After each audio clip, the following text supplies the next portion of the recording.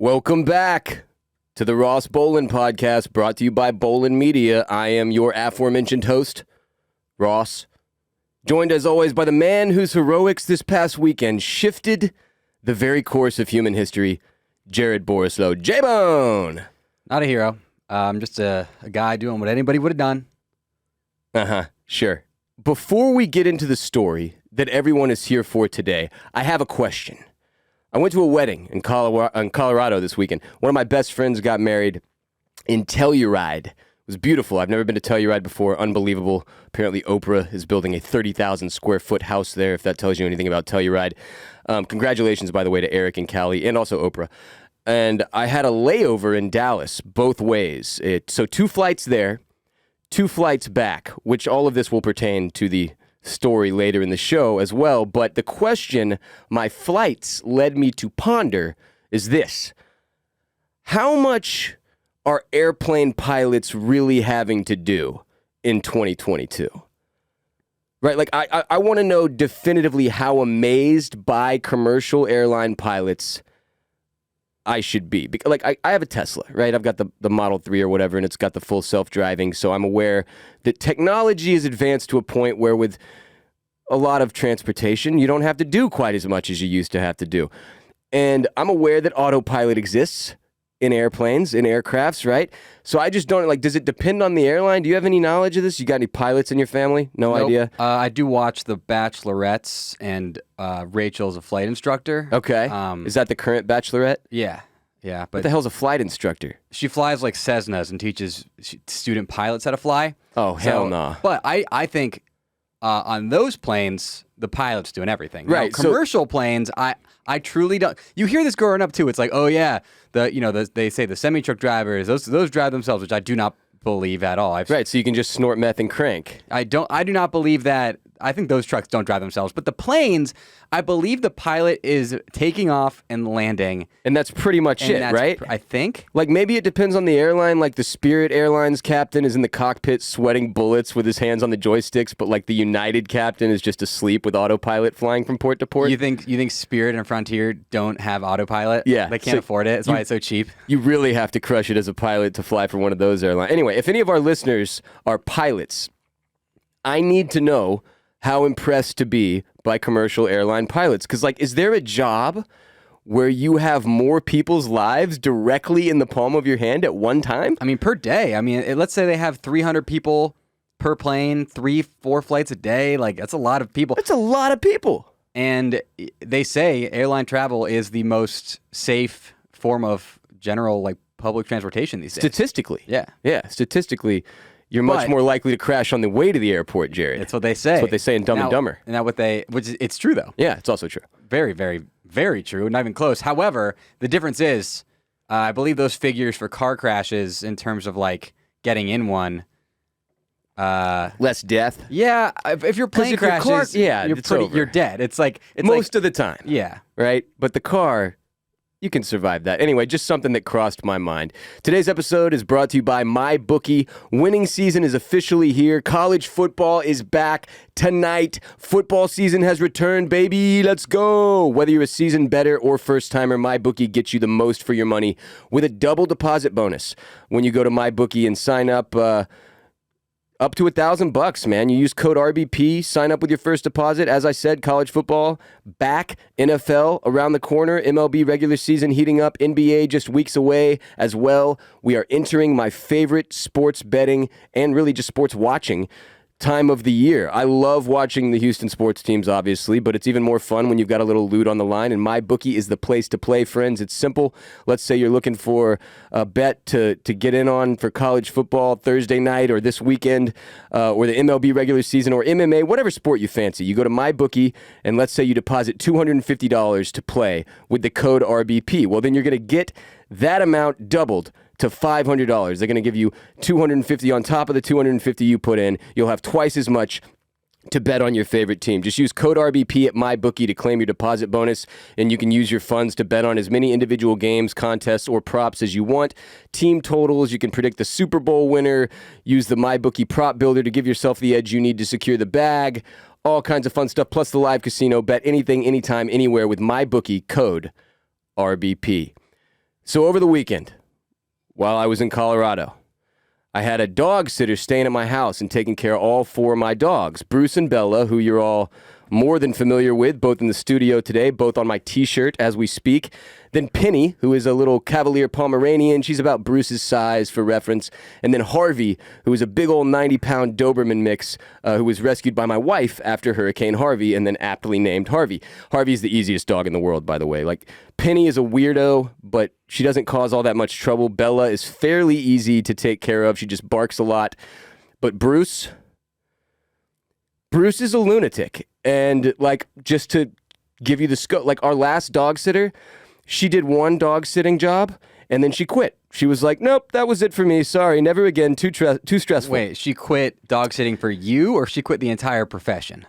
She retired and moved to Bali because she couldn't. No, I don't know. I think just with us, she told us, like, yeah, sorry, I can't do this again. So it was a first-time sitter, is my point, for these 4 dogs who are lunatics. And it's always an anxiety driving thing for me when I have to go out of town because I know just how difficult they can be. I know, especially with Bruce, just how much of a lunatic he is. He's the strangest dog in the world. He's the perfect dog for me, the strangest man in the world.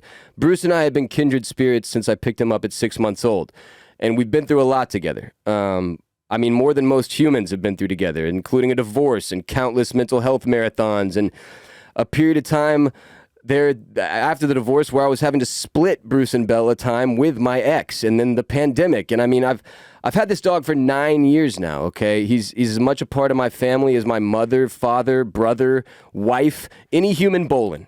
Bruce Bolen is my family.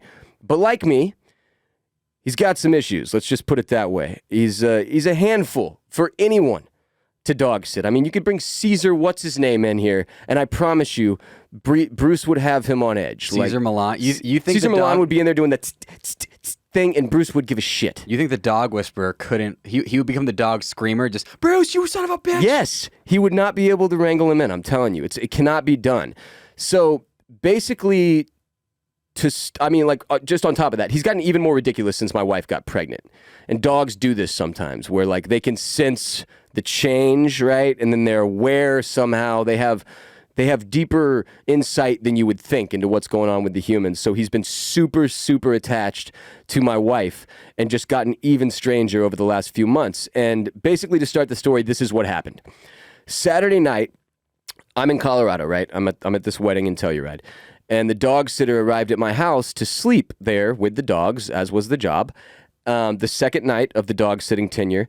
And when they open the door, Bruce's crazy ass, like all the dogs are up by the front door barking, right? That's what they do when somebody shows up to the house. And you've got Big Harv, you've got Penny, you've got Bella, you've got Bruce, and the door opens up and Bruce just darts. I mean, he's fucking gone, like a shot in the night, dude. And the really unfortunate part is that Bella also ran out with him, but then immediately stopped right there on the front porch. So if you turned around like the dog sitter did, you'd see Bella. She came right back inside, and then you kind of just figure, because Bruce is a lunatic, he's always hiding from any. If my wife and I are not at the house, he's hiding. He's under a bed. He's behind a couch. He's in another room. He's not chilling with the dog sitter, so typically they don't have eyes on him anyway. So the dog sitter just figures, I don't know, I think they all came back inside, right?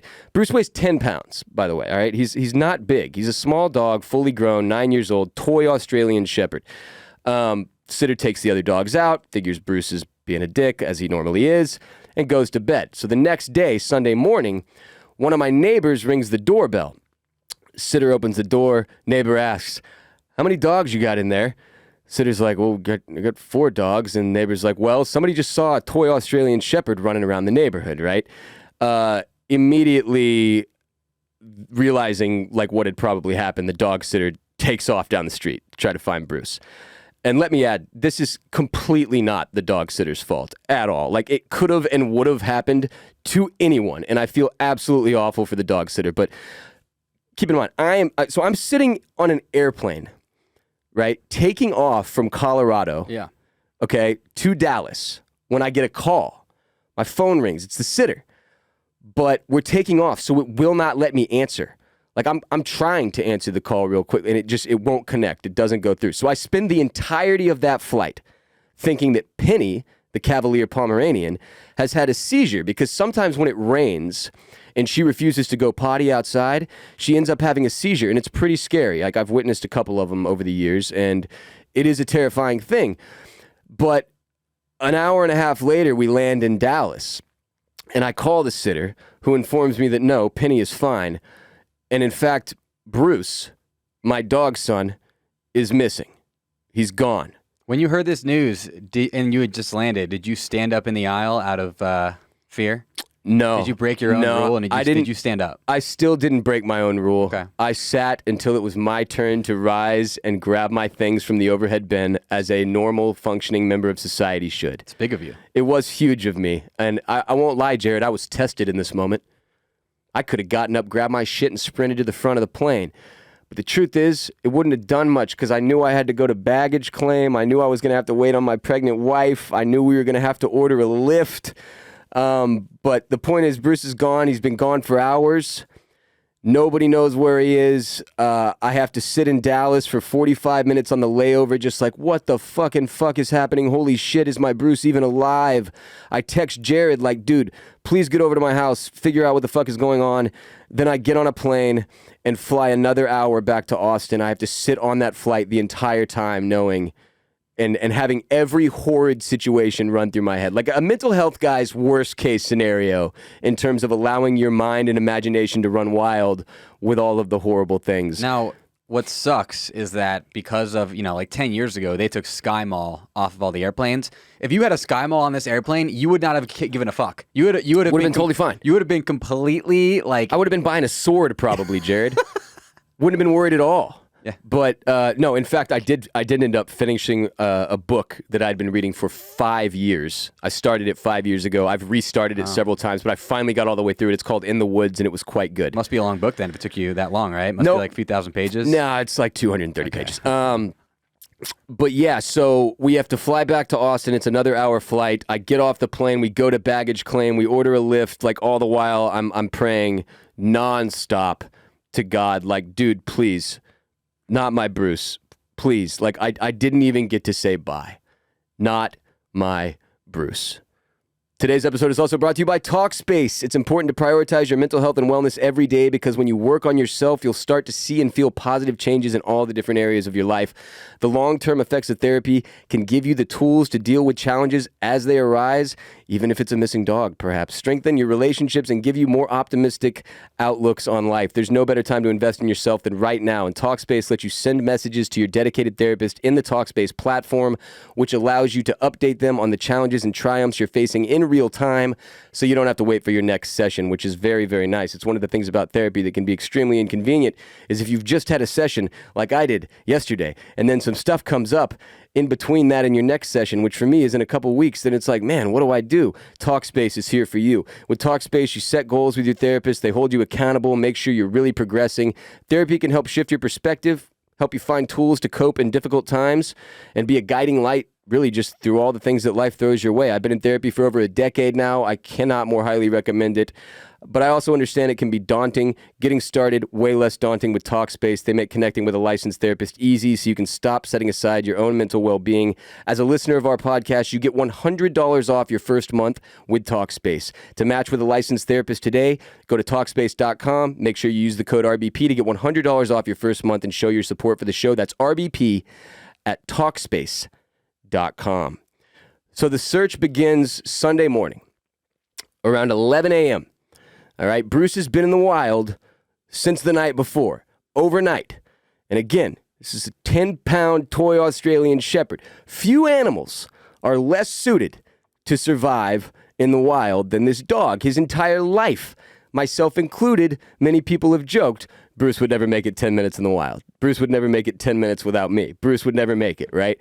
And we found footage on my security camera of his escape, and it was ridiculous. But that's where Jared comes in. Okay, so Jared, how did you start the search because you got over there at least a couple hours before me, right? Yeah, I did because you were still, like you said, you hit me up. I'm traveling. I headed on over there. You were traveling. You would have gotten home faster, obviously, if you could have, but I can't teleport yet. You know, I'm you working can't. on it. You're working on it. Yeah. So I get over there, get the whole rundown from the dog sitter, and then I just start scouring the neighborhood. So I guess the neighbors had posted for the dog sitter to like your next door or like one of the different apps. Yeah. So Yeah. people had started to kind of help us look around. your neighborhood. Bunch of nice neighbors, very, very like community feeling. So people were looking, right? When I got there, somebody's like, "Oh, hey, like, are you part the of the guy whole looking for the dog?" Yeah, I was like, "Oh, well, it's my boss's dog." They're like, "Okay, well, my two kids, they know the Greenbelt area that's nearby really well, so they're gonna go in there." And these two kids with like walkie-talkies went in. There are other people walking around. Like, and keep in mind, this is a brand new neighborhood for me. I only moved in several weeks ago, and like Jared just said, like my house backs up to what is called the Greenbelt in Austin. It's essentially like a natural preserved public park. It's like the area around a creek, essentially. Yeah, but like it goes throughout the whole city. No one's allowed to build on it. It is a preserved park that has like trails carved throughout, bike trails, hiking trails, many miles of trails, which literally there, if you go out my backyard fence and walk about 100 feet, you're on one of them. Like the trail's right there and it goes for freaking ever. It's a sprawling ass greenbelt filled with coyotes and all manner of snakes. And like Bruce, again, not even close to fit to like, I don't take Bruce out to walk at the parks because he freaks out. There's too many people, too many dogs, too many things going on. He gets overwhelmed. He doesn't do well on those kind of walks. Like, he just can't do it. Never has been able to. Like, when I first got him and I lived by Town Lake in Austin, I used to try to take him to the trail around Town Lake and walk him. He would do horribly. He'd make it like 10 feet and stop, and I'd have to pick him up and carry him the rest of the way. It's just me taking myself for a walk, carrying a small dog like a baby. But we got a whole squad looking for this dog. And so there were a couple sightings. One was the original one where the neighbor came and talked to the dog sitter. But then we got a later one, which ended up being, I mean, we thought it was the most helpful one. It ended up being generally helpful, but it was directionally helpful. Directionally very helpful. Somebody in the neighborhood had seen him run by their house right towards the end of where the Greenbelt was. Yes, right? Pretty much said, he sprinted. And he made a point of saying he sprinted. He was he was running like a gray flash. I was running, Jenny. So he was moving. Yeah. So he said he sprinted into the Greenbelt. So that's where I localized my search, pretty much for 6 hours. I looked around nonstop, and I'm telling you, it is hot down here. I got back from Colorado, which I'm not sure if you know this. Much nicer weather in the summertime than we experience in Austin, Texas. It's much cooler. It was, down into the 40s, 30s, high 30s at night even. And getting out of the plane, I was like, it was another wave of devastation just walking into the airport because I could feel the heat from the outside already. And I was like, my Bruce, this dude is out there in this heat. But I mean, it was like, okay, so we had Jared, we've got Serena from LA, who is Jared and I's co-host on Freeze All Motor Functions, our Westworld podcast. She's in town. Randy from Washed Media is over there helping. Content Kate, of course. My fiance's friend. Jared's fiance's friend, and then like half the fucking neighborhood, including kids with walkie-talkies and a lady that like, when I was frantic, we'll get to me in a second, but by the time I got to the house... We have been looking for about 4 hours by the time you got there. The search has been ongoing for quite a while. And keeping in mind, on the way, I'm getting no update, which obviously is not great. I'm hoping any second I'll get a text or a call from somebody telling me they found him. It just doesn't happen. So I'm pretty distraught. And I mean, I've seen some shit, man. I've been through some shit, especially the last few years. But honestly, I was nowhere even close to emotionally prepared for this situation. Like, I was already tired. The travel sucked. It wears you out. You know what I mean? And I'd been doing like hiking and shit in Colorado on fucking mountains all weekend. My legs were shot. I mean, I was not ready for this. And again, my house backs up to this greenbelt that kind of goes all around the South Austin. Like, you don't, he could have been anywhere. Once he got into the greenbelt, that's when I was like, oh shit. Oh, this, like, it's not just like he's running around the neighborhood and you'll find him in a neighbor's bush. It's like, or like, we were hoping, everybody kept telling me he's probably in a backyard. He's probably in somebody's garage. And I kept trying to hold on to that because if I knew the math, I'm not a math guy, can barely add. Everybody knows this about me, but the math on us finding him, if he wasn't in the neighborhood, bad. Like it's like when someone goes missing, they tell you if you don't find them in the first 24 hours, your odds plummet. You hear this in every true crime documentary that you've ever watched when they're talking about a missing kid or a missing person. If you don't find him in those first 24 hours, you are all of a sudden, your odds are shit. And in this case, with this dog at 10 pounds in this city with that green belt and all of that forest and land out there, bro, I couldn't make myself ignore the math. And I was like, oh my God, if he's in the green belt, we are so screwed. So like the search goes on for hours and hours. What people need to realize is that even if anybody searching finds Bruce, he's not going to come to them. Unless Ross is able to come over to that person before that person scares Bruce away, we're screwed. It doesn't matter. It's like you didn't find him. Right. He's too finicky. He doesn't trust strangers. Which is like, again, if this had been Harvey, for instance, he would have gone 20 feet and stopped at the first person he saw for pets. And they would have picked him up and taken him back to the house. Or not picked him up, he's huge, but like grabbed him by the collar. I mean, even Bella, she would have stopped and let you pick her up. Like, he's the only one that is such a lunatic. He's the only one that would try to escape, and then once he was escaped, he's the only one that would never, not even Jared, who he sees every day, not Cade, who he sees every day, not Serena, who he's met before over the years. There's no chance, and I'm telling you, a 0.0% chance that he would go to any of these people and allow them to pick him up. Like, literally, I can't even do that in the office. Right. Like, if Bruce is 3 feet away from Jared and I asleep right now, and if Jared stood up, Bruce would immediately wake up, become aware of Jared's movement, and then stand up with him and, like, move so that Jared couldn't grab him. Like, that's how it would go. He is not a dog that likes strangers, and not a dog that is even comfortable with people that aren't strangers picking him up or doing things beyond, like, some light petting where he stares at you like, bro, I don't know what you think you're doing right now, but this is weirding me out. Yeah, so even, I was kind of worried. I was like, well, Ross isn't even back in Austin yet near the beginning of the search. I was like, even if I find him, like what am I going to do? He would have to have somehow been scared enough to realize that, like, you know what? I fucking hate this Jared guy, but I'm going to go to him. Better than this. So hours and hours, and then I'm involved, right? Then I get there, and I immediately go back into the Greenbelt, and I did some neighborhood first. I can't remember, actually, if I went to the grab. Keep in mind, you did neighborhood first. This was extremely dramatic for me. Like, again, been through some shit, never felt like this active, like, grieving process starting, like, with the trauma, and I was a mess. All of your pre-mourning for Bruce could not have prepared you for this. Yeah, dude, no amount of pre-mourning prepared me for this. And as I've joked many times, like, we all pre-mourn our dogs in some way, like, especially when they start to get older. You realize, like, oh, I've only got X amount of years left here. And it's one of those things that kind of prepares you for human loss, which is obviously incredibly challenging. But I'm in the neighborhood, and look, my voice is my living, right? Like, I make a living with my voice. I'm loud when I yell. Like, I yell and I've got a voice. I'm booming through the hood, dude. I was yelling as loud as I possibly could. Bro! It was jarring. At one point, I was standing in front of you, and you screamed, and I made a point to never stand in front of you when you screamed again. It was too scary. It was ear-shattering.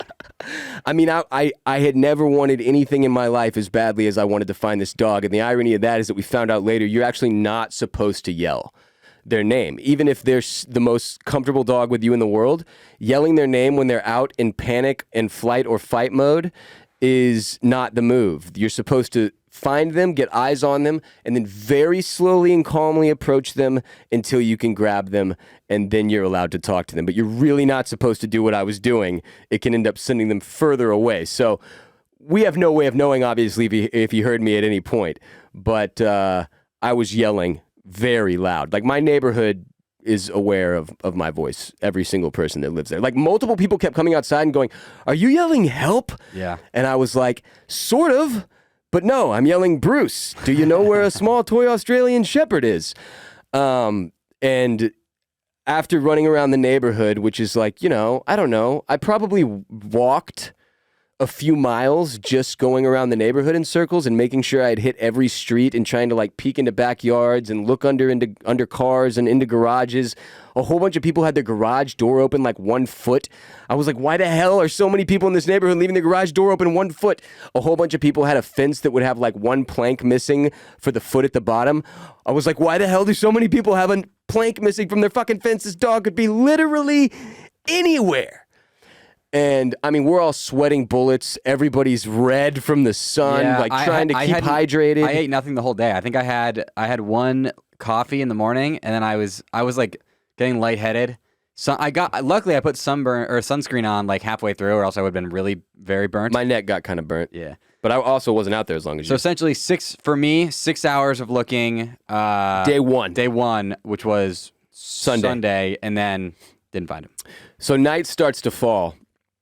And we have to call, I'm like, I tell my wife, I'm like, you got to send everybody home. Like this is not, we're not going to find him like this. Not in the dark. It's not going to happen. There's no streetlights in this freaking city, man. Like not in the neighborhoods. Austin is weird like this. Like there's some areas in Houston where I grew up where the neighborhoods have rules. Their HOA, no streetlights. They think it's more, I don't know, fucking comfy or something. Less city-like when you don't have streetlights maybe for the nighttime. But so no light. There's no way in hell that you're going to find this dog in the Greenbelt at night.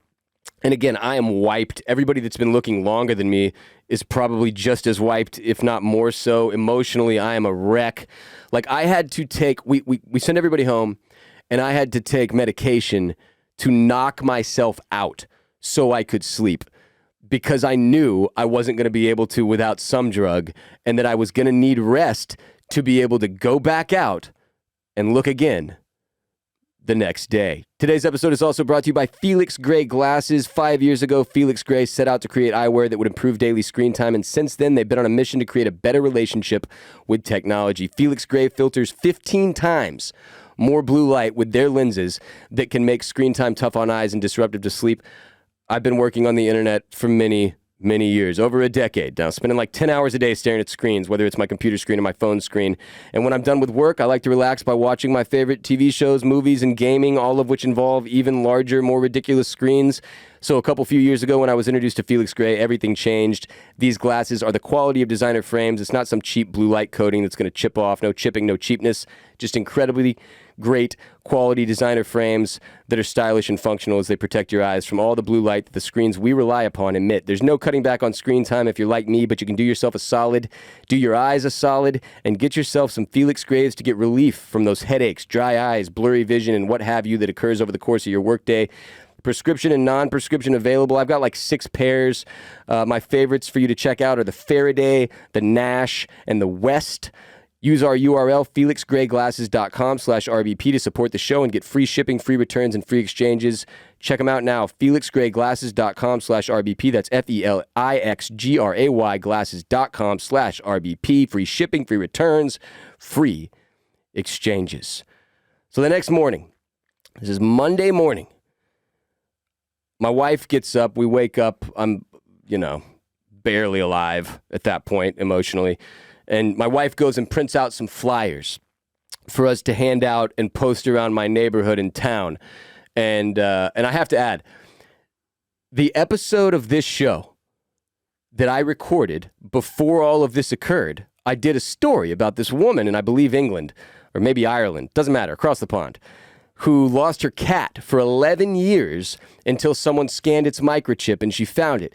And her name was Ruth.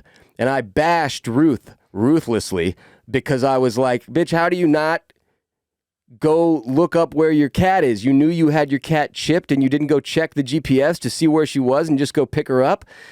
It turns out that's not how it works at all. Both my dogs are chipped. So the first thing I do Sunday night after we had stopped searching, I realized, I'm like, oh my God, the chip thing, Ruth, the cat, Bruce has a chip. And I go to the chip website and I plug in my sign-in information, and it's like, Bruce and Bella are right there on the screen, and it says report pet missing, and I click it, and it's like, thank you, we have notified our local, it's Home Again, the service I was using, Home Again residents to let them know that this dog is missing. And I was like, that's it?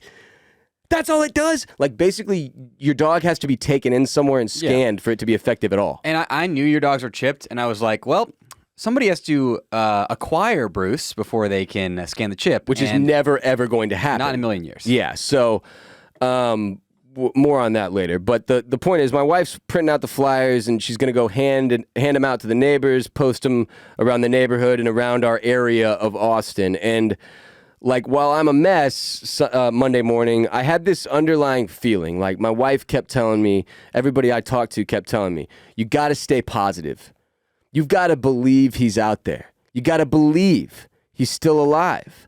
You've got, and you know, I manifesting something makes me sick. The concept of it, too many people talk about it like and put too much power in it. You know, like if you're on an airplane, do you believe you could manifest that it would fucking crash? No, that's insane. What do you think? You have some kind of psychic abilities or whatever? Like it's not a thing. Not that I don't believe in manifestation in some form, but the word itself and manifesting something as a concept have been so overused that it makes me kind of sick to my stomach.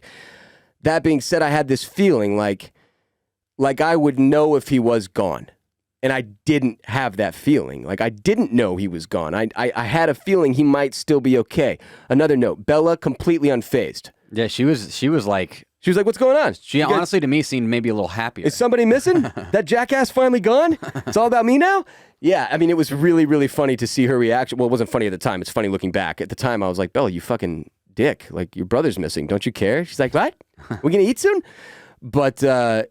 I was mentally in one of the worst places I've ever been, where I was just like, what the shit am I going to do? I'm walking around the neighborhood again while my wife is out getting these flyers Your printed. Neighborhood? Yes. Okay.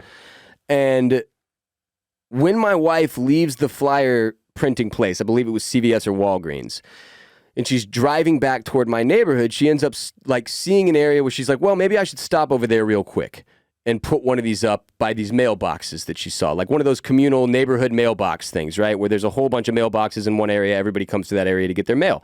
And when she gets out and she's going to put up the sign, some older gentleman, probably 50s, 60s, tells her, oh, hey, somebody spotted that dog or one like it roughly an hour ago at the Velaway Bike Trail, which is this bike trail that's roughly a mile, almost exactly a mile as the crow flies from my backyard, that I had never heard of. I've never been to. I have zero familiarity with. I've never heard of it either. I lived here for 7 years. I've never heard of that park. But apparently it's fairly well known for people in this general area of South Austin, the Velaway Bike Trail. So just to give you some, this is a miracle. All of this that I am describing to you right now, to me, is the definition of a miracle. Like if that moment she hadn't gone, well, there's some mailboxes, I should stop. I'm not sitting here recording right now. Because the tip that gentleman gave us about the Velaway Bike Trail is what ended up allowing this podcast to even be a possibility. So she immediately tells Jared and me and everybody else who's still looking, like texting us, like, look, this is the lead I just got. Because Jared's like going to come back over, and I think you were actually already looking by the time I got up. No, I was getting ready to leave my apartment when I got the text from your wife to tell us directionally where we needed to go. So I get out to the bike trail with my wife. Jared's out there somewhere. Like we passed Jared's car coming in, like so I can see Jared's already out there looking by the time I got there, and I believe a couple other people were as well. I think Serena and Randy were maybe still in the neighborhood. I don't know. People were looking is the point. For the at the Velaway? Maybe. Did they go Velaway? No. No. Velaway was just you and your fiance. Was your fiance out there? She didn't make it to the Velaway. She had to work. Okay, so just you and me and my wife are out there. At the Velaway. My wife is pregnant and it's hot as shit. So I'm telling her like, yo, you cannot come out here with us and be walking around for miles and miles and miles. Like it's not safe. It's not good for you. I'm dehydrated. I'm about to pass out. I know damn well you're even more dehydrated than me. So she's kind of by the parking lot area, like the parking area still, like trying to get people as they come up and stuff. I go out there by myself with one of these flyers. Jared's out there already with one of these flyers, and I'm in the middle of the bike lane walking around. And I don't know if you know bicyclists. These motherfuckers do not like it if you're not on a bike and you're in the bike lane. I mean, they get upset. And this is a popular-ass area. It would blow your goddamn mind how many people in Austin, Texas aren't working on Monday morning. They're out there rollerblading, they're biking and with their wives and friends, and it's just it's chaos. There's more people than you would have expected. I was blown away. And to be honest with you, only a few bikers actually yelled at me. Because, again, I'm in the middle. It was dangerous. You're not supposed to be in the middle of the bike lane. People are booking it, man. They're hauling ass. It's a two-way. The Veloway is a bike-only trail. So it's a little bit less wide than a regular road. There are literally signs that say, no walking, no pets. It's divided in half. One way is for people biking one way is for people biking the other way. Yes. And Ross was in the middle, meaning both people could hit him. Exactly. And I was intentionally doing that. Like, I didn't give a fuck, obviously, at that point. Like, I'm throwing caution to the wind. I do not care. I'm just trying to find my dog, and anybody that has a problem with that can suck a toad. So I'm out there, I'm holding up signs, I'm screaming at people. I mean, to the point, I'm out there, so I'm doing so many laps on foot. My legs are like cramping up, and I'm recognizing people that are going by for the third, fourth time, right? Holding up my sign. Yeah, we saw you a few minutes ago. Still looking, still haven't seen him. I probably waved down 50 different people. Not a single one of them had seen him.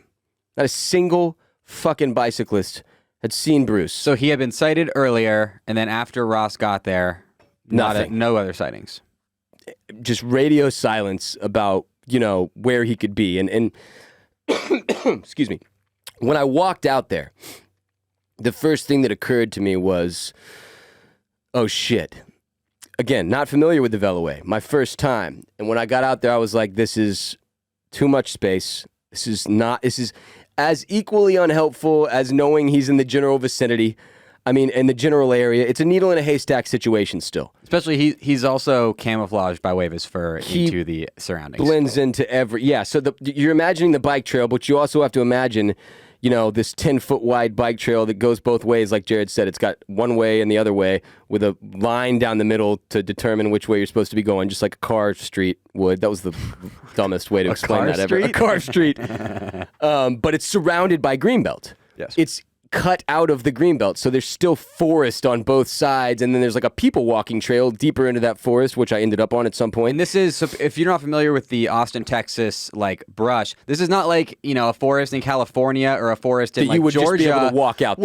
where you're just walking through pine trees. This is all brush. You literally cannot walk in a straight line because there's tree branches everywhere. There's cacti. There's thorns, crazy shit. This is not like, you can't just walk around and you can't see more than generally 10 feet into this stuff. Not friendly flora. No. This was non-friendly flora. It wasn't great. So I'm losing more and more hope with every minute. Like, I'm fine with admitting this now. It was crushing. It was just crushing to be out there and just be like, how am I gonna, how am I supposed to find this dog? How is anybody gonna spot him out here unless he's literally on the trail, which he wouldn't be because he's terrified of people and they're going by on bicycles at 20, 30 miles an hour every 10 seconds. So on top of that, as I'm walking, at one point I pass a sign that says rattlesnake crossing. And I'm like, oh, that's fucking phenomenal. I actually found out later from my neighbor, it is rattlesnake breeding season right now. Right now. As we speak, the rattlers are out there, and they're all fucking and sucking. Well, I'm happy I didn't know that when I was walking through the brush for 6 hours the day prior. Jared's eyes just got real big. Yeah, and apparently at the Veloway, they're spotted fairly often, the rattlesnakes. Also told to me by my neighbor, who's like a 30-year Austin veteran, who goes out there. So thankfully, I didn't have that information at the time, and neither did Jared, so we were able to have huge balls and dicks and go into the woods. But we're walking through a lot of shit. Yeah, bro, we were out there. I mean, we were in the shit. It was like Vietnam. All right, just imagine Vietnam. That's what Jared and I were doing. And so I've got cyclists yelling at me. I'm getting nothing. I'm starting to try to make peace with it in my head. Like, I'm not going to find him. And the best I can hope for is that somebody else does and that he gets a good life, like the good rest of his life, like that he's taken care of by somebody, that he ends up in somebody's backyard, that somebody will be able to care for my Bruce. That's where I ended up being at. He is chipped. So if somebody did find him, he's a designer dog breed, That's what I'm saying, though. People are assholes too, right? I mean, you got to keep. This is where I was at the time in my mind. Yeah. People are assholes. There's no way somebody's going to find an expensive designer dog and not turn him in. I mean, and go scan him and chip, to try to turn him in. The odds that they would try to keep Bruce, be like, screw it. He doesn't have a collar. I'm just going to keep him. Seemed fairly high to me. So I was pretty concerned at that point that, I wasn't going to see this dude again. And all of a sudden, out of nowhere, as my brain is starting to like try to spit facts at me, we get another tip.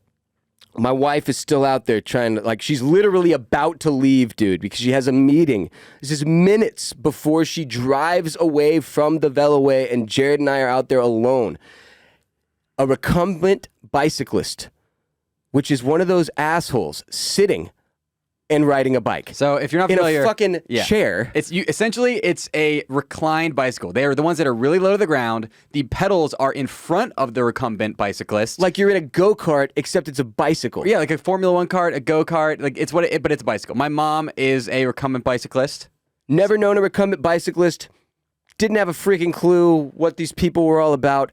And this recumbent bicyclist tells my wife, I just saw your dog. He's up at the top of the hill, right by one of the mirrors that is set up to help people avoid crashing into each other as they come around the corner opposite directions. Yep. I get that message. She tells me she's forwarding that to Jared. We're all on our maps trying to figure out exactly where that location is. I'm so wiped at this point. I'm like, I'm real excited, right? I'm like, okay, I'm gonna go try to find Jared. And we're gonna try to get over there, whatever, blah, blah, blah. I'm on the trail. I don't know which direction I'm supposed to go, though. At that point, I'm so turned around and lost that I really don't even know where I am. And this rollerblader stops, and she's like, oh, you're still looking for your dog? Let me try. She, like, real sly, like, skidded up next to me on her blades, too. She did, like, a 6 stop. And she's like, still looking for your dog? And I'm like, I just got this tip. I don't know which direction I'm supposed to go. Where the fuck is this? And I'm supposed to go. Where's the top of the hill? And she's like, I don't know, man. I think it's back that way, though. And I head back in the direction that I'm supposed to be going generally, but it turns out I wasn't very on track. I run into this other girl who's out there. She's just started walking her dog, and she's like, I'm going to be on the trail behind the bike trail. Do you want to follow me? I can show you where behind that area is. And I'm like, okay, well, if Jared's on the trail and he's going to that area, and I get on this people trail that's like removed off the beaten path back in the shit, then maybe he'll be somewhere in between us. And I'm walking for probably 15 minutes before my phone rings. And I'm feeling a little more hopeful at this point, obviously. We've gotten a tip. Somebody spotted him. This is fresh intel. He's not dead. He was moving, right? This dude saw him move further into the bush or whatever. This recumbent bicyclist fucking sitting there pedaling around like a goofball. But hey, recumbent bicyclists are more suited to finding pets because they are lower to the ground. Especially this guy, right? Bruce is very low to the ground. You'd have to be down there to really have a chance to get eyes on. And I'm moving back through the people trail. My phone rings, and it's Jared. And Jared says, I've got him. He's right here. And I can hear in Jared's voice, he's trying to be as calm as he possibly can to not scare Bruce. So he's like, Ross, I'm right here. I've got Bruce is right here. I can see him. He's right here. I'm not going to move. I'm going to talk very soft to like try not to scare him, but I'm going to send you my location. I'm going to drop a pin. You need to get to me as quickly as you possibly can. And I mean, it was like being in a movie. I don't even know how to describe it. I can picture your voice. Like I'll try to replicate what you said because it was like you were so surprised. You went, you found him? Like you were like so shocked, but also like ready to go into action. I mean, I almost didn't know. I didn't know what to think. And so you dropped me this pen. And I think I dropped you the wrong pen. You dropped me the wrong pen first because I got to that spot and I was like, Jared, I'm right here. Where the fuck are you? And when I made that call to you to be like, where the fuck are you? You were like, holy shit, I think I can hear you. I think Bruce could hear you. He just turned around.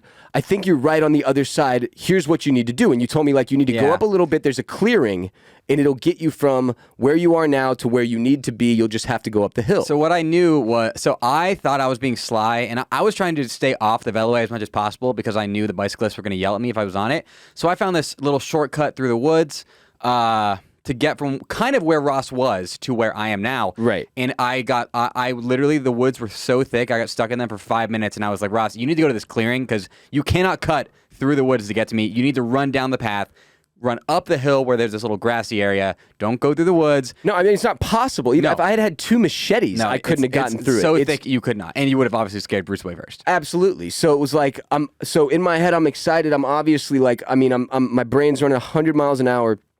I go up to this clearing Jared described pretty much perfectly to me. And then I start, like, Jared told me point blank, you need to sprint here. So I start trying to sprint up this hill. Man, I make it like 20 yards before I was like, okay, I can't sprint. It's the biggest climb for bikers at the track. It was pretty brutal. So I didn't make it all the way to the top sprinting is my point. I'm just being honest here. Apparently I'm not as physically fit as I thought I was because this is literally the most adrenaline I've ever had in my life and I still couldn't get to the top of the hill on foot. I need to get in better shape. But I get close. I mean, I get up the hill enough to where as I'm starting to slow down and have to walk, I can see Jared.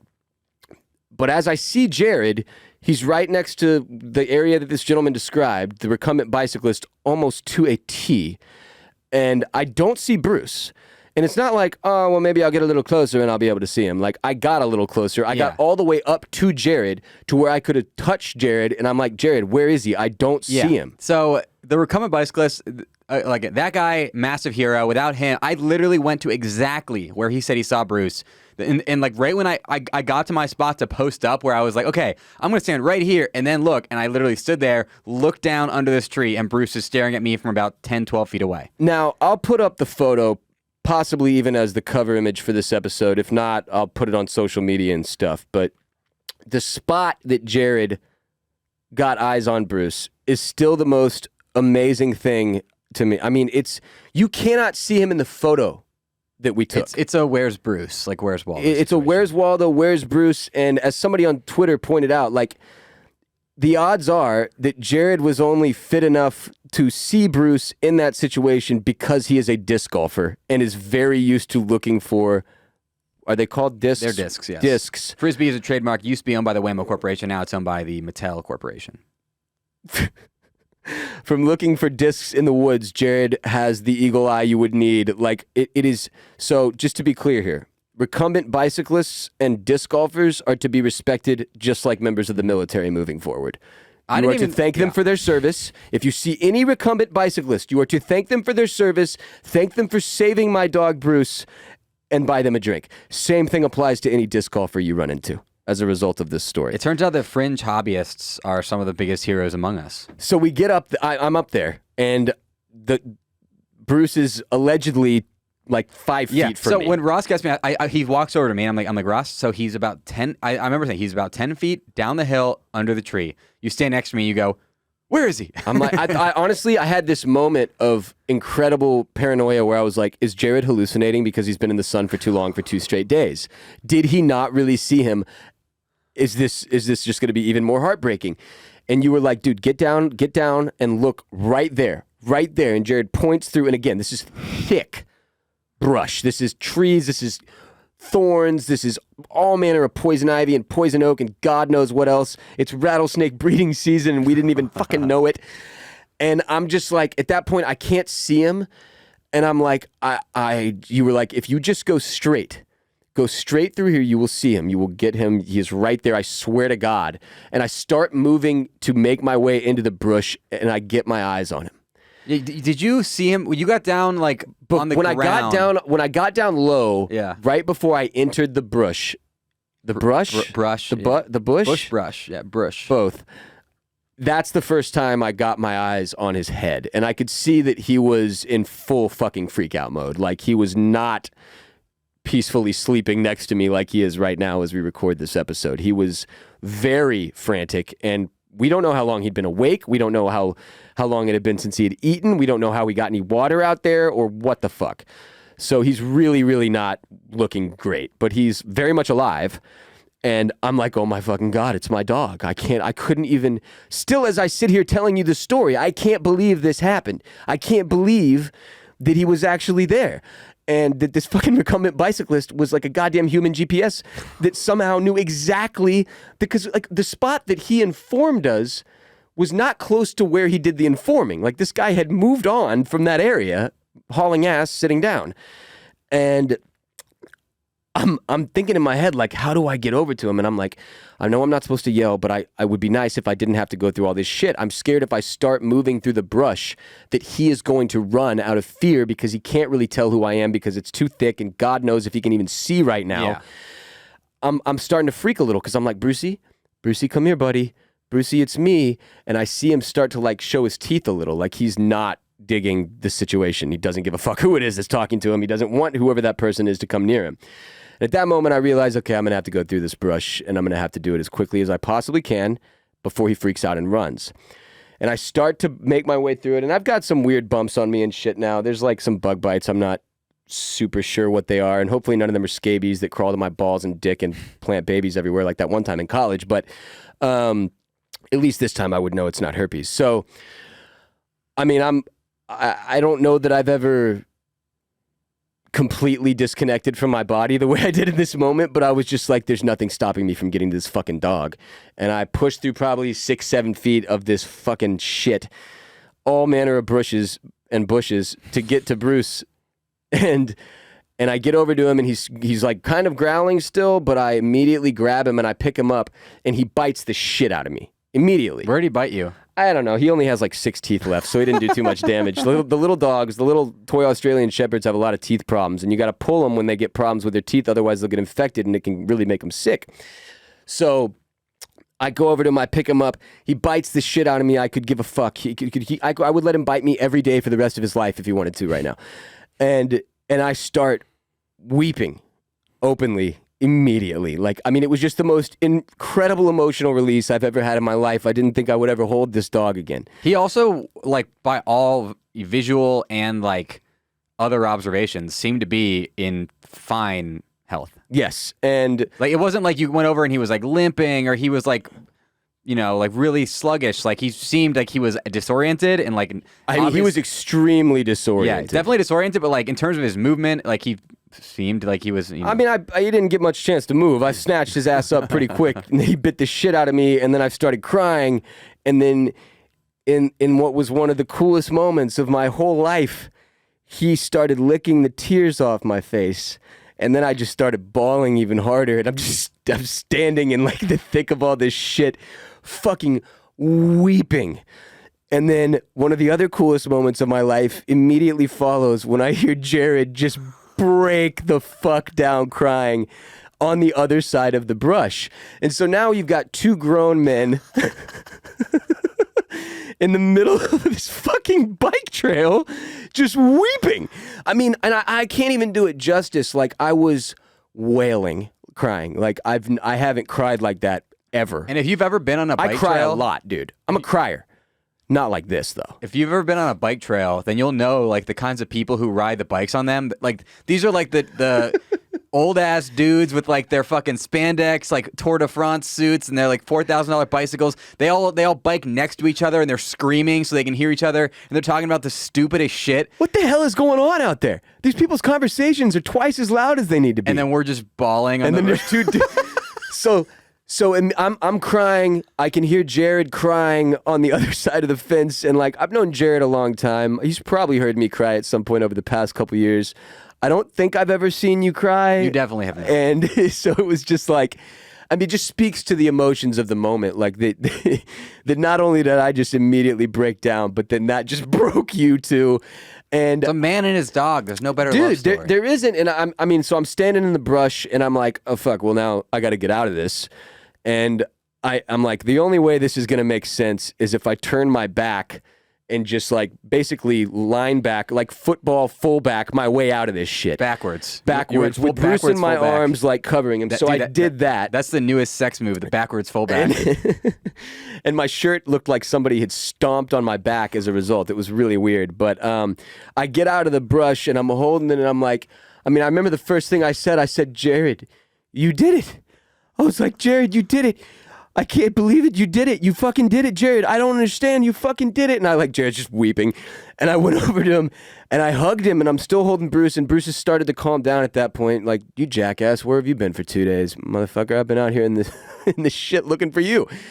And, I mean, it was... That was a very sweaty embrace, Oh, my God. We're both covered in sweat. Like, I do not usually smell that bad. I stank.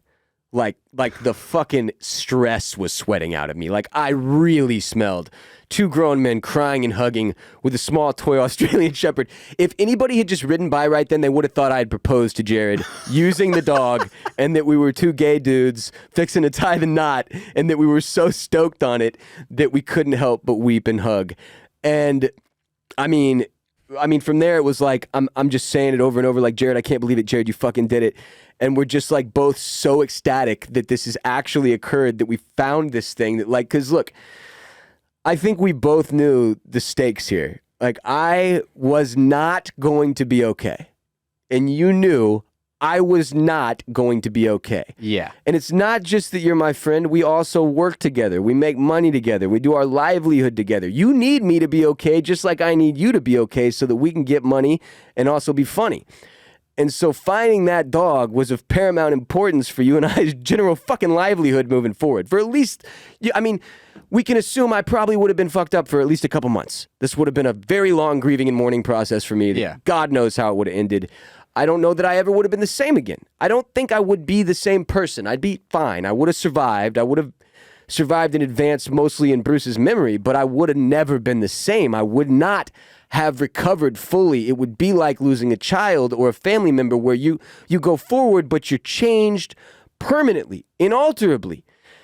That ended up happening anyway, but in a much more positive fashion. Where, I mean, Jared and I walking out of this bike park with this dog like we had just won the fucking Super Bowl and we were carrying the Lombardi trophy with every single person that passed us going, did you find him? Is that him? You guys did it? And us being like, yeah, we did it. And one group that went by, they were like, you did it. You found him. And I was like, let's fucking go. Like I was so jacked up. Might as well all these people were my family at that point, especially the recumbent. Well, that guy bicyclist. he came by right after we found him, and I told him, I said, you are the reason we found him. And he was like, he looked so proud. Dude, so the recumbent bicyclist that gave us the tip passes us after we've picked up Bruce, like Jared just said. I have never seen a more like self-satisfied grin on a man's face. Like he was like, holy shit, I did it. Wow, they really got it just because of me. I mean, it was really, really cool. Not over the top, though. Like, he was cool about it. He was like, yeah, he was so happy for us, but also you could tell he was so stoked to be. I mean, he was one of the heroes. To me, there's 4 heroes in the story, and we can get to that in a second. But this guy is certainly one of them. The recumbent bicyclist was super cool to be able to see him pass after the fact and let him know, like, dude, Jared told him point blank, you just saved this guy, this dog. You did this because of you, dude. To which I immediately told Jared, no, this is because of you. You saw him, not that guy. You're not the guy. If that dude had stopped and picked him up, yeah, then that guy's the hero. He didn't do that. He just told us where he was. There's no fucking way I was so out of my mind, dude. I couldn't even think straight, much less see well. I was never going to find him. Never. Was never in a million years was I going to find him by myself. It was going to have to be somebody else that cared enough to stay out there with me and really, really look, right? Not just walk around and like casually glance, like really fucking look.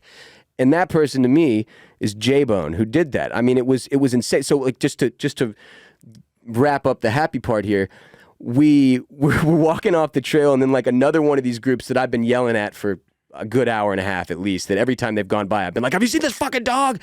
And this old hippie ass Austin dude with long white hair kept being like, nah, man, haven't seen him yet. Really rooting for y'all though. And then him and his wife would go back to screaming at each other, whatever ridiculous conversation they were having on their bikes.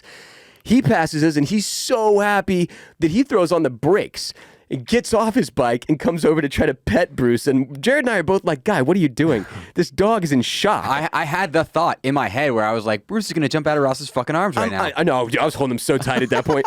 I had the death grip on the kung fu grip on this dude. There was no way he was escaping my grip. But he did not let that gentleman pet him for more than like one. He maybe got a touch in. I don't think he got more than that. And anyway, we were like, yeah, obviously he's still pretty shook up. So we appreciate you, but like he got back on his bike and moved on. And like Jared said, he looked visually pretty okay. Like you could see in his eyes, he was shook, Bruce. But it's not like he had a clear broken leg or was like a coyote had bitten a piece of his ass off or anything like that. He looked okay. So at that point, I'm just like, there won't be a more emotional moment for me until my child is born in February. There has never been, and then there won't be until that's the only thing that can top this is the birth of a child. That's how crazy, like that's how heightened my emotions were. That's how happy I was. That's how moved I was. And I mean, it just like it. The ultimate moral of the story is this. Did I have my dog Bruce escaping and living 2 nights in the wild, causing my faith in humanity to be restored on my 2022 bingo card? No. But that's what happened. I have always been a pessimist and a fairly negative dude, especially like with my sense of humor and my outlook. And that had only gotten worse in the last few years since I got divorced and the fucking COVID and all this bullshit that we've had to deal with and the politics. And it's hell out there. Man, I've never believed in people more than I do right now. And I don't think that'll ever change again. I don't think there's anything that could take that from me. The amount of people that stopped to help us, the amount of people that went out of their way that were like, all right, well, I was going to take a nap, but now I'll go walk my dog around the neighborhood. Or like, I'm going to send my 2 kids out with walkie-talkies. Or like, how many people were like, well, I just finished up my ride, but I'm going to go back around a few times and try to see if I can get eyes on him again. I mean, it was dozens and dozens. And I don't know any of these motherfuckers. 0 of them, other than Jared and my wife who were out there with us on the Veloway. But the amount of people who were willing to help in my neighborhood and at the bike trail and everything in between was astonishing. I mean, fully restoring my faith in humanity to an endless degree. And like, we had Barstool Big Cat retweeting shit. Which led to like Scott Van Pelt of ESPN following Bruce's story. I got more messages about this fucking dog and trying to find him than anything I've done in my career, and it's not even close, including publishing a New York Times best-selling novel, including having the #1 Game of Thrones podcast in the world, including getting divorced, getting remarried, getting pregnant with my wife. Like, nothing has come even fucking close, which, like, I always used to joke, like, Bruce is more famous than me, but now he actually is. It's not even a bit anymore. More people are fans of my dog than are fans of me, and I wouldn't have it any other way. And like, I've told Jared this. Like, Jared knew I loved him already. I've told y'all on this show before, like, Jared is my Jandolph who wrote in when I was in the Helm's Deep of my life, and he saved me. And our bond is really special just as a result of that alone. But seriously, now there is maybe one living human person who I am more beholden to than you. Maybe. And you two are my heroes. Like, you and my wife, along with the old fucking man near the mailboxes and the recumbent cyclists. I've already planned on going back out to the Veloway one day this week because I want to see if I can find that dude. I'm trying to come up with what I want to do for him first. I think it's going to be like a nice gift card for a meal or something, just to say thank you. But I also said this on Twitter because I took to the social media streets on Sunday night when I was like, well, I can't be looking out there, so what do? I've got to do something. I got to utilize every possible option. So I started tweeting and I started Instagramming like, look, this is the situation. This is the tips we've gotten. This is the area we think he's in. And, I mean, what was my point about the social media stuff? The amount of people who reached out, you said on Sunday night, you were posting a lot. People were saying, oh, yeah. I mean, just the amount of people following it at that point was completely insane. But I've never been in a situation where I felt like if it was just up to me, I was screwed. And there was all these people who were willing to help me physically in person accomplish something that otherwise I could not have done by myself. Like, I haven't been on a team since high school baseball, right? Like a real team, not like that. And I have that now. And I know I have that now because of what I saw. The amount of people who turned out for me, the amount of people who tweeted, dude, I had people telling me they were taking off work to go drive around South Austin. I had a dude I went to college with DM me and tell me he was going to go pick up his daughters from school early and drive around the general area. Like, that's how many people were out there looking for this fucking dog. But in the end, those 4 are the only ones that mattered. And it just blows my mind that this is the way it unfolds. I mean, it ended up being this enormous life lesson for me. And like, look, man, you can call it whatever you want. Maybe it was just blind luck. Maybe it was, fate. But to me, it was a miracle. And it was one of those things that only you have to have enough hope, and it can't just be yours. And this is why, like, you hear people say like the power of prayer and manifestation. I believe in that shit now.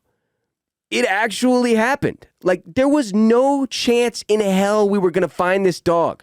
The odds were shit. It was an absolute psychotic needle in a haystack situation.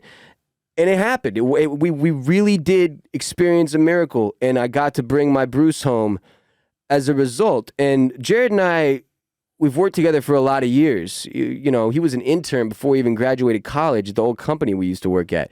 Then he came on full time. We have been working together, including remotely, where you were my supervisor, since 2012, 13? 13. 13? Yeah, 2013. So 9 years, which is insane to think about. But you and I, as I mentioned earlier, we did this show, Freeze All Motor Functions, together. And you made the classic FAMF joke at the beginning of this podcast, not a hero.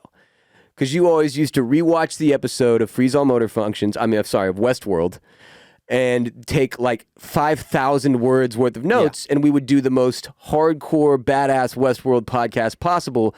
And part of the bit was like you would tell everybody how much work you had done and say, not a hero, though. The joke is that nobody was going to call me a hero until I said, come on, guys, don't call me a hero. I'm not a hero. I'm not a hero. Come on. Yes. And the ultimate irony of the story being that you are now a hero. Finally a hero. Hashtag hero. I need a hero for the end of the night. Just makes it all the sweeter, man. It's just mind-blowing. And I mean, it being the year of the dog. What are the fucking odds of all this shit? If that shirt's not flying off the shelves at bolenmedia.com/shop, it will be. I promise you. By the way, that I every time I look at the Year of the Dog shirt available at bolenmedia.com/shop, I can't get over how high quality those renderings are. Right? What the shit, man? They're incredible. Like, it looks like a photo. They're right there. And they look just like this. Like, that's those. It's not like, it literally might as well be a photo of my dog. If you think that the mock-up on the website, you go, oh, there's no way the actual shirt looks like that. The shirt looks better. It's fucking crazy. And it's one of my favorite shirts, and obviously now is even more special to me. But like, look, it happening during the Year of the Dog is no mistake. And it's not just a lesson about animals, but certainly we should all hold our dogs a little bit tighter. I know everyone I spoke to, I can't tell you how many people told me they fucking wept. Strangers on social media. I cried like a baby when I saw it, because after we pulled ourselves together, I immediately took out my phone and I started taking a video to show everyone that was so concerned. Oh my God, we found him, we did it. And the responses, the replies, I'm still going through them. It's been 48 hours. I'm still going through them because there are too many. And I've never had more fun doing my job ever in my whole life than going through these messages and seeing how many people care about us, care about me, care about Bruce, and just were ecstatic for us. And how many people said, I held my dog extra tight last night, or I hugged him closer this morning, or whatever. Like, that means so much to me, man, that this was one of the worst things, if not the worst thing I have ever been through. And it ended up being this enormously uplifting, positive story that people were able to get behind and bring some more humanity back into, like, if not just to me, then to other people too. It's crazy to think about. But like, dude, Scott Van Pelt, who has like 10 million Twitter followers, is obviously the Sports Center guy, right? Everybody knows Scott. Yes. He's the bald Sports Center guy with the shiny white head who does one big thing. It's one big thing that he picks I can't remember if it's episode or I think it's once a week. It's the most uplifting story he can find on the internet. It's usually something crazy like a kid who got diagnosed with terminal cancer and then hit a home run at T-ball or whatever. It's always the most moving shit you've ever heard in your life. The cheesiest shit you've ever heard in your life. And that's what this was. Like, it was enough for Scott Van Pelt to take notice because this story was in his lane. It was like a stupid fucking children's movie that you would watch and then be like, that was so stupid and cheesy.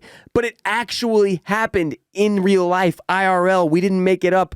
It was real. Are we going to be the one big thing? I don't know, dude. It occurred to me, but then I was like, I feel like this is, there's got to be like a sick kid who deserves this more than we do or whatever, right? But it would be worthy of one big thing, in my opinion. Obviously, I'm pretty fucking biased.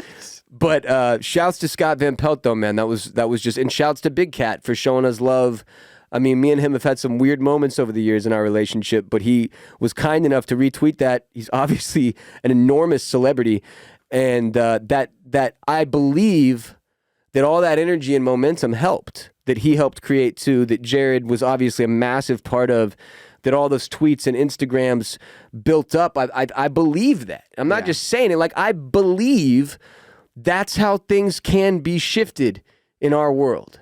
Like, if there are enough people behind something, no matter what it is, no matter how challenging it may be, whether it's looking for a tiny psychotic dog in an endless wilderness with little to no mathematical hope, or beating terminal cancer, or whatever the fuck, you can do anything if you get enough people behind you.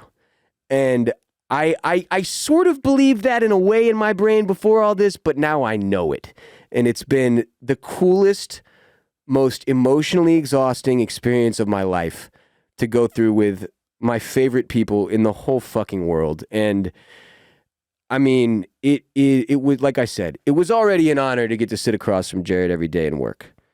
Now it's like I literally get to work with my brother. And it rules, man. And to have Bruce with us in the studio today, passed out, not having a single clue in the world how many people he caused to cry or lose their shit over the past week is amazing. And it just continues to make the story of Bruce Bolen, Bolen Media, Jandolph, and me even crazier. Yeah.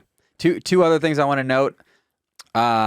The first one, I don't know if, like, I feel like it's hard to really picture, the locations we're talking about, because if you don't know Austin, just look up the Veloway on, you can look Google at Maps. You can see all of the green area surrounding it, and then remember the dog is 1.5 feet long, and go, holy fuck. And he's like, what, a foot tall? Maybe. Small guy. 9 inches or something. So this is not like a park where there's like a few trees. Like, this is a massive, massive, like, uncharted forest area. You couldn't go paintballing, all right? It's too brushy. Yeah. There's not enough room to move. Like, it is trail and then dense, thick shit for endless miles.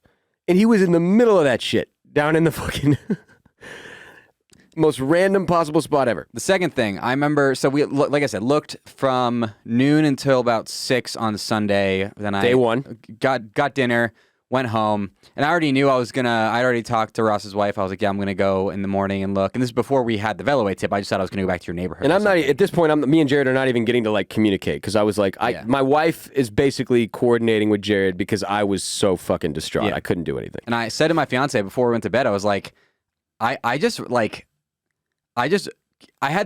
have the feeling like I was going to find him, but I was saying to her, like, I just want to find him so bad. Like, not like I want to be the one to find him, but like I was just in my head picturing what it would be like to find him and just end all of this whole shit.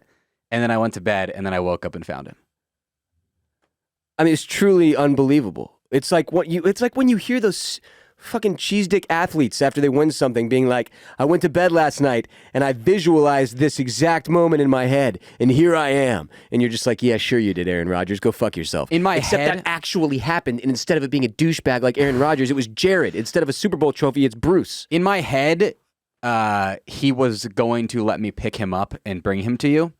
That would have been sick. But when I saw him, I was like, that's not happening. That's not happening. He's clearly not wanting me to approach any more feet closer to him. So I got him home, and just to give you all a general update on his health. Sorry, go ahead. So Ross and I were both so exhausted physically and emotionally that the drive home took about twice as long because I took 2 wrong turns.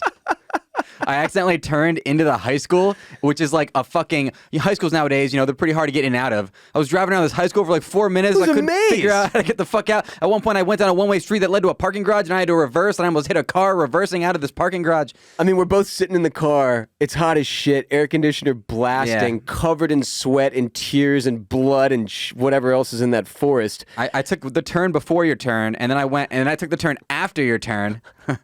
And then we were everywhere. Then I finally went right. And I'm holding Bruce that whole time, like obviously very excited to get him home with what should have been like a 5-minute ride turning into a 20-minute ride. And I still didn't really give a shit. I even joked with Jared. I was like, Jared, how is it that you have the ability to find a 10-pound dog in the middle of the wilderness, but then you can't drive us home successfully? But yeah, I mean, we got him home. The first day he was limping because I could tell he was sore, like from running so much, I assumed. We ended up taking him to the vet to get checked out, and the limping was actually because of these cuts on his feet because he was sprinting out there in the rocks and the thorns and all the shit that we were describing to y'all. But I pulled a freaking tick off his fur. Oh, really? That didn't get all the way in with my bare fingers, which was also insane. And I smushed that fucker and yelled obscenities at it and threw it in the trash. And he has like a couple of scrapes around his tummy and shit. I have to keep him from licking his feet because apparently they'll get infected if he licks them. So I'm going to have to get a cone if he licks them too much. He's been great about it so far. I was going to say, I don't think Bruce and a cone would go too well together. It wouldn't. And dude, so day one, he was like pretty, day one back. So Tuesday, he's pretty shook still. Like I can tell he's exhausted. He's sleeping a ton. But slowly but surely, like the light started to return to his eyes. You could see he looked more and more normal. And again, from the outside, I mean, the eyes I could tell because he's my Bruce and I stare into his blue and brown eye every day. Bella's currently rolling. You stare into his brown eye. He's got one brown eye and one blue eye. Not that brown eye, Jared. You stare into his brown eye every day. That brown eye is not even visible. It's covered in fur. I would if I could, though. Now I love him that much, and I do sometimes stare into the depths of Harvey's asshole when he's taking a shit. Do you ever do this with Millie? No, she has too much fur like Bruce. Okay, well, but Harvey's butthole is very It's very present, yeah. And it protrudes when he shits, and I just stare into it, and I always ask myself, why are you doing this? Why are you looking at it? Just stop. You know he's pooping. What is wrong with you? But I can't stop. I do it every time. And yeah, so I mean, from the outside, it was miraculous how unscathed he was. I've heard countless horror stories about people losing their dogs in Austin and either finding them and they were bit by a coyote or a snake and had to get treated, or they never found them because they were shredded by a coyote or a snake and weren't able to get treated.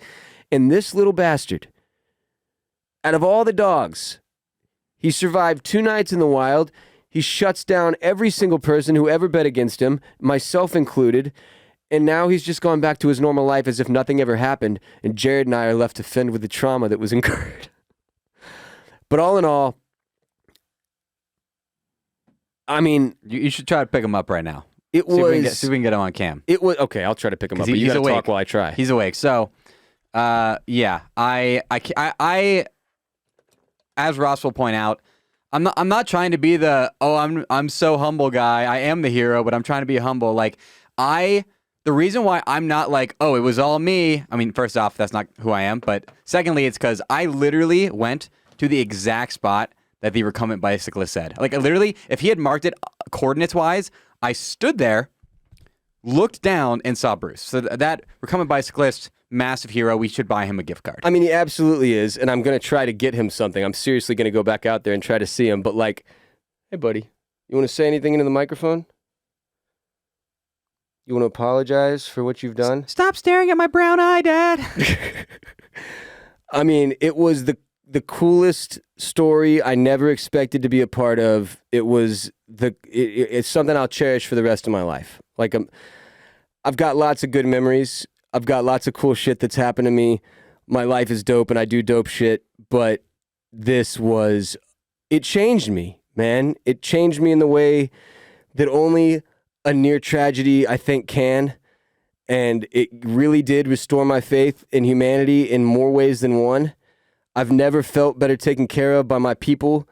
I'm so thankful to everybody who helped out, that we know people that took time. I mean, like, Serena's on fucking vacation. Randy has work. Like, these people were taking time out of their day to help us when they didn't have to. People who shared Bruce's posts on social media. I mean, all y'all are heroes to me. None of you compare to Jared or my wife, but you're still heroes. And the recumbent bicyclist. But, like, look, we don't know him. So Jared and my wife are my heroes.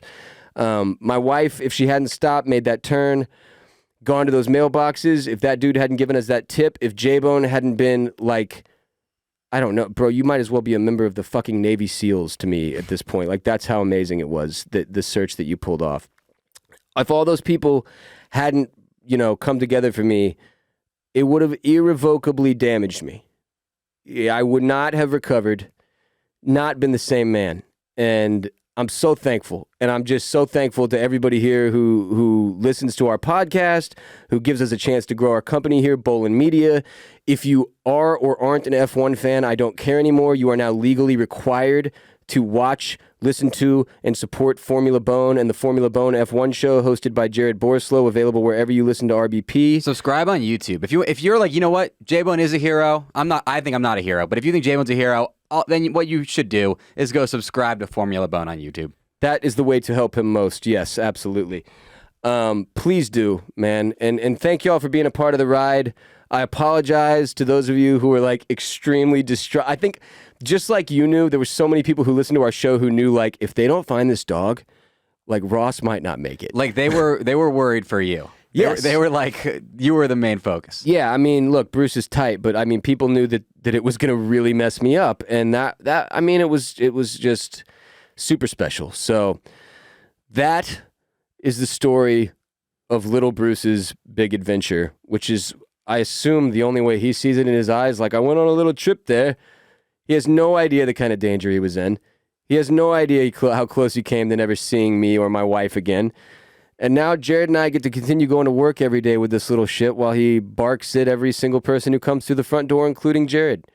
Yep. Like, that's the kind of dog he is. He sees Jared every day, and he still barks at Jared when he leaves because he doesn't want him to. Yeah, and it's not like he barks when I'm out. He barks when I get in. And a lot of times he'll see me entering the house from the front window. Yep. Then he won't bark, and I get in, and then he barks. And then he barks. It's almost a greeting, but it doesn't feel like one. But today he did lick me when I came in. First lick ever. So I think he's got to know on some level. Also, he's just been listening to me praise your name for like 3 straight days at this point on like every phone call I've made. And I'm rubbing like ointment on his feet at night and shit. But I can like sleep. The fact that I got through the show without crying is insane. Like I had to do therapy yesterday, and I tweeted like my therapist has no idea what's coming. And I basically got to do like a mini rehearsal for this podcast almost, because I was like, well, whatever else we were going to talk about today is out the window because Daddy's got a whole fresh new set of issues for us to go through here. And I cried like the whole therapy session just because I had to get it all out of me, like anything I had held and stored up from you know, the experience of when he was missing. I needed that shit out of me. That's kind of how therapy works, if you didn't know. And it was the best, dude. It was the best. It was an insane experience that I never want to go through anything like it ever again. But at the same time, it's crazy that only a few days removed, I can say I'm thankful for it. I'm thankful it happened. I'm happy it happened. It made me better. And I think it helped a lot of people, oddly. Like, not just within this house or the Bolen Media house or my home, my family. Random ass fucking strangers. Not ass fucking strangers, but random strangers. And that's always been kind of my goal with this company, with this job. Like, our motto is entertain and inspire. I don't just want to make people laugh. I want to give people something to think about. I want to give them something to chew on about life. And this little goofy shit dog, Bruce, gave me the greatest version of that I've ever had. And it's insane. It's completely unbelievable to me. So thank you for everybody who reached out, who supported, who helped us along the way. Jared is forever a hero in my eyes and should be treated as such. If anyone ever disrespects this man, I will come to your house. I will shit all over your front door. I will smear it with my bare hands, and then I will ring the doorbell and wait for you to come out and fight me, and I will fight the shit out of you. Go subscribe to the Formula Bone F1 show right now, or I will come to your house and do that. Shout out, by the way, happy 24th birthday to Anthony. Thank you for listening. Follow us on social media at the Ross Bolen Podcast on TikTok and Instagram, at Ross Bolen Pod on Twitter. Jared, you just released the Dutch Grand Prix preview for this upcoming weekend. Yep, Dutch Grand Prix is this weekend. If you're like, hey, you know what? I want to watch this race, but I want to be prepared for it. I got just the thing for you. Go to YouTube, look up Dutch Grand Prix preview, Dutch Grand Preview, Formula Bone. It's there. Formula Bone, Dutch Grand Preview. Jared does a phenomenal job of breaking down F1 in a way that's not only extremely accessible for casual fans, but if you're actually really into the sport, teaches you cool things that you probably didn't know. And he does a phenomenal job. You've got like 170,000 plus TikTok followers at this point. It's our largest account at Bolen Media. Not really close to any other ones. It's huge. And that would be my... Look, I tweeted that if anybody found Bruce I would give them an enormous reward along with donating a ridiculous amount of money to whatever organization they chose. And when Jared found him, I obviously gave him that right to pick an organization where I'm going to make a donation.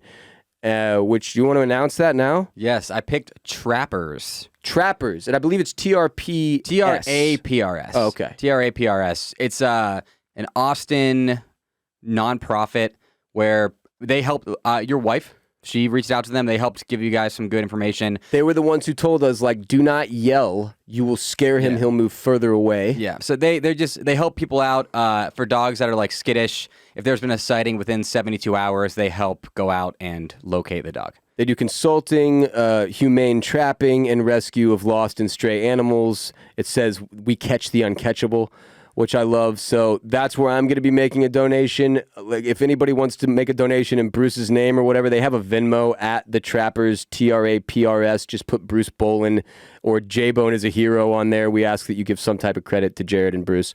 I don't ask that, but I ask that. But I'm gonna make a donation to Trappers in Jared's name because he is a hero. I'll probably put Jared Hero Borislow or something. We'll see what kind of levels of donation they've got and what kind of stuff comes with it. But yeah, it's a homegrown grassroots pet rescue network founded on the belief that every pet deserves a chance at a better life. TRAPRS, Trappers in Austin is the organization that we'll be donating to. And yeah, man, just every time you see Jared do anything, please reply with a bone. Listen to the Formula Bone F1 show. Continue to support Bolen Media. Be there for each other, man. Help each other. This shit is not as hard. It's harder than it needs to be because we don't team up enough. When people have problems, you need other people to help you through. And I've always known that, but never more than now has it been just an active fact of life. So, yeah. Patreon episode dropping tomorrow. Patreon.com/Ross Bolen podcast. I might talk about it a little more, but Serena from LA and I are going to be doing the show. So I'm assuming it'll come up in some fashion since she was part of the search party. Extremely thankful for her involvement as well. But we're also going to talk about a whole bunch of other stuff. So Patreon.com/Ross Bolen podcast if you want more. Obviously, House of the Dragon coverage is ongoing right now on Oysters, Clams, and Cockles, our House of the Dragon podcast here at Bolen Media. I am going to sleep so much this weekend. I can't wait. I'm exhausted still. Jared, I hope you get all the rest you deserve and have earned. And we'll be back next week together, Jared and I. So we love you. Thank you, everybody in the RBP gang. Jared is a hero. Until next time, peace be with you and also with you.